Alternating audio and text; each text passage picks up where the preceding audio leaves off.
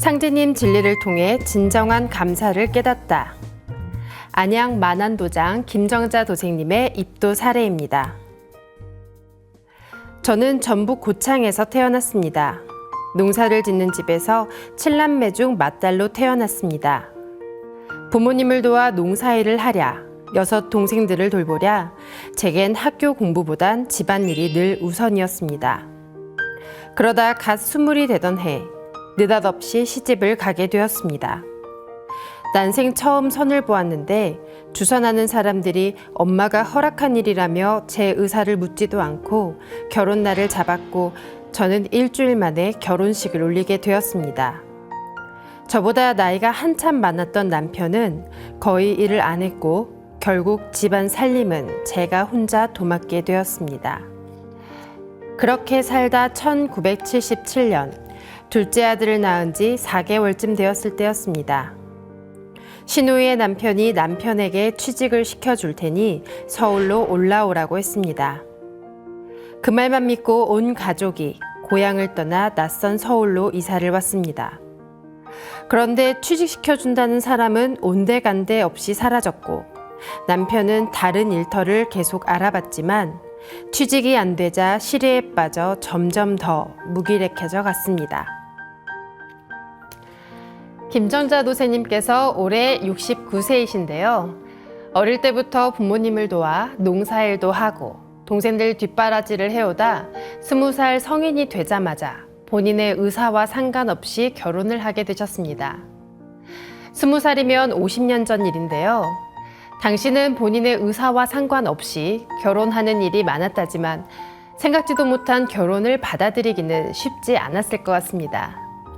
거기에 결혼 후에도 일을 하지 않은 남편을 대신해 집안을 이끌어야 했는데요. 아이를 낳고 4개월이면 몸도 다 추스리지 못했을 때인데 신우이의 남편 말만 믿고 서울로 이사를 갔다가 낯선 서울에서 또다시 원치 않는 새로운 시작을 해야 하는 상황이 되어버렸습니다. 정말 막막하셨을 것 같은데요. 김정자 도세님께서 이 난관을 어떻게 헤쳐나가셨을지 보겠습니다. 저는 어찌됐든 먹고는 살아야겠다 싶어 무작정 장사를 시작했습니다. 처음에는 자본금이 없어 잠도 자지 않고 도라지를 까서 시장에 내다 팔았습니다. 젊은 여자가 잠도 안 자고 밤낮 없이 미친 듯이 장사를 하니 주위에서도 놀라곤 했습니다. 그러다 남의 가게에서 생선 장사를 조금 하게 되었고 그 다음에는 식당을 하였습니다. 그때는 요리 자격증이 있는 것도 아니었지만 시골에 살 때도 밥 잘한다는 걸로는 소문이 자자할 정도였으니 그냥 밥 잘하는 걸로 자신을 갖고 계속 식당을 했습니다. 그렇게 정말 잠을 거의 안 자고 혼자 벌어서 집도 사고 시댁 식구며 친정 식구며 동생들 뒷바라지까지 다 했습니다. 와, 정말 대단하신데요. 낯선 곳에서 아무것도 없이 시작해야 하는 상황에서도 끝까지 삶을 포기하지 않고 살아야겠다는 일념으로 잠도 안 자고 일하며 결국 개업까지 하셨습니다. 상대님께서는 일심만 가지면 못 될 일이 없다고 하셨는데요. 김도생님은 상대님의 그 말씀을 몸소 체험한 삶을 살아오셨네요. 그 와중에 시댁과 친정 식구도 다 챙기시고 집도 사고 이제는 조금 삶의 안정을 찾으셨을까요? 그러다 양평으로 옮겨 식당을 시작했는데 집을 잘못 얻는 바람에 큰 돈을 손해보게 되었습니다. 그 뒤로 식당 운영을 접고 다른 일을 하고 성당을 다니기 시작했습니다. 시간이 날 땐 산악회도 다니며 그렇게 조금 여유 있는 시간을 보냈습니다. 천안으로 이사 와서도 5, 6년은 성당을 계속 다녔습니다. 성서도 읽어보고 교리 공부도 재미있었지만 또다시 일 때문에 안산으로 이사를 하게 되었습니다. 그 후 하는 일이 힘들어지자 마음이 불편해 더 이상 성당은 다니지 않게 되었습니다. 이번엔 어떻든 안산에 정착을 하자 싶어 다시 식당을 시작했습니다. 처음엔 낯선 외국인 노동자들이 많이 와서 무섭기도 했지만 잘 견뎌내며 한 15년을 식당을 하게 되었습니다. 그런데 하루에 2시간 남짓 자며 일을 하니 결국 병이 나고 말았습니다. 건강이 점점 나빠져 걷지도 못할 정도로 아팠습니다. 엎친 데 덮친 격으로 가게에 불이 나 홀랑 타버리고 건물 위아래층까지 다 배상해줘야 했습니다. 그 충격과 스트레스로 면역 체계가 무너져 내리고 다리도 퉁퉁 부어 장사도 더 이상 할 수 없었습니다. 그때부턴 병원만 찾아다녔습니다. 벌어놓은 돈으로 백방으로 수소문해서 좋다는 약을 찾아 헤맸습니다. 당시에 저는 남들이 볼 때도 저 사람은 얼마 살지 못할 것 같다고 말할 정도였습니다. 하지만 병원에서도 특별한 병명은 나오지 않았고 저는 통증을 줄이기 위해 어떤 약이든 많이만 달라고 부탁했습니다. 네, 인생이란 게 참 내 마음 같지 않습니다. 이제 좀 안정을 찾아 잠시 쉬어갈까 했는데 그것도 오래가지 않았네요. 양평에서 천안으로, 천안에서 또 안산으로, 거기에 돈도 잃고 건강도 잃게 됩니다. 사람은 우주의 법칙인 일음일양의 도에 따라 낮에는 일하고 밤에는 쉬며 살아야 하는데요. 김도생님은 잠을 2시간만 자며 일에만 매진하여 생활하시다 보니 건강에도 이상이 생겼습니다. 심지어 가게 건물에 불이 나고 배상까지 하고 내 건강을 바쳐가며 쌓아 올린 게 한순간에 사라진 건데요. 정말 모든 게 무너지는 기분이셨을 것 같습니다. 많이 안타까운데요. 그 와중에 얼마나 큰 충격이셨는지 몸의 면역 체계까지 다 무너져 버렸습니다. 마음의 병은 곧 몸의 병이 되어버리고 말았는데요. 당시 김도생님은 손이 퉁퉁 부어서 아침에 일어나면 30분이고 1시간이고 한참을 주물러줘야 조금 움직일 수 있는 정도로 증상이 심했다고 합니다. 그 후로는 절박하게 치료 방법만을 찾아 헤매게 되시는데요. 아픈 것도 참 서럽고 힘든 일인데 정확한 병명도 모르고 맞는 치료제도 없었다니 많이 두려우셨을 것 같습니다. 그러다가 하늘이 저를 살리려고 하셨는지 다행히 제게 맞는 약을 찾게 되었습니다. 지금까지 먹은 약 중에서 제 몸에 제일 잘 맞았고 그 후로 건강이 호전되기 시작해 다시 일도 할 수 있게 되었습니다. 저는 너무도 감사한 마음이 들었습니다.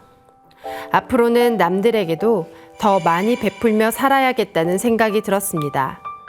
그리고 나와 같이 아픈 사람들의 모임에 나가 저와 같은 고통에서 벗어나도록 도와줘야겠다는 생각을 했습니다.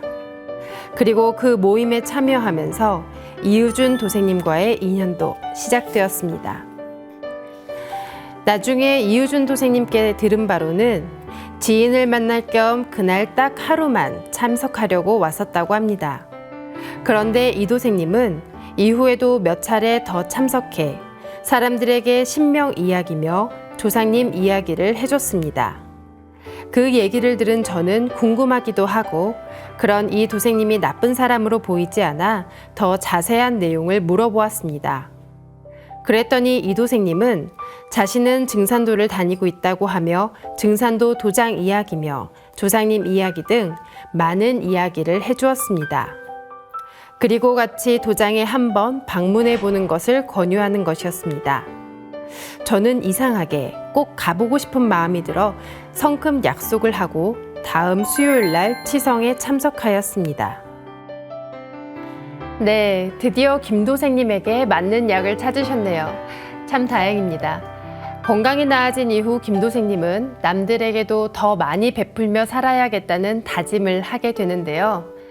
본인이 겪어봤기 때문에 같은 증상을 겪는 사람들이 얼마나 큰 고통을 견디는지 누구보다 잘 알고 있었을 겁니다. 그런데 나 하나 낫고 끝내지 않고 다른 사람들은 나처럼 아프지 않았으면 좋겠다. 남을 잘 되게 해주고픈 상생의 마음을 가지신 거죠. 그 마음이 하늘에 전해졌나 봅니다. 상제님께서도 우리 일은 남 잘되게 하는 공부라고 하셨는데요. 드디어 증산도 도생인 이우준 도생님과 만나게 됩니다. 부모님도 그렇게 반겨주시지는 않을 것 같습니다. 도장에 처음 들어갈 때 도장 수호사님과 도생님들이 너무 반겨주셔서 정말 좋았습니다. 그리고 6.12 대천제에 초대해 주셨는데 궁금하기도 하고 가보고 싶은 마음이 컸습니다. 가기 전엔 너무 설레였고 참석하고 보니 너무 좋았습니다. 그 이후 12월 동지 대치성에도 참석하기로 했는데요. 그런데 평소에 꿈을 전혀 꾸지 않던 제가 동지 대치성 이전인 12월 초에 정말 신기한 꿈을 꾸게 되었습니다. 꿈에서 어떤 대궐 같은 집에 들어갔는데 밝고 빛나는 옷을 입은 12분이 돌아가셔서 쫙 이렇게 누워 계셨는데요. 그분들은 돌아가신 분들 같지 않게 너무도 환해 보였습니다. 다시 집에 왔는데 집에도 또 한 분이 돌아가셔서 누워 계신 것이 보였습니다.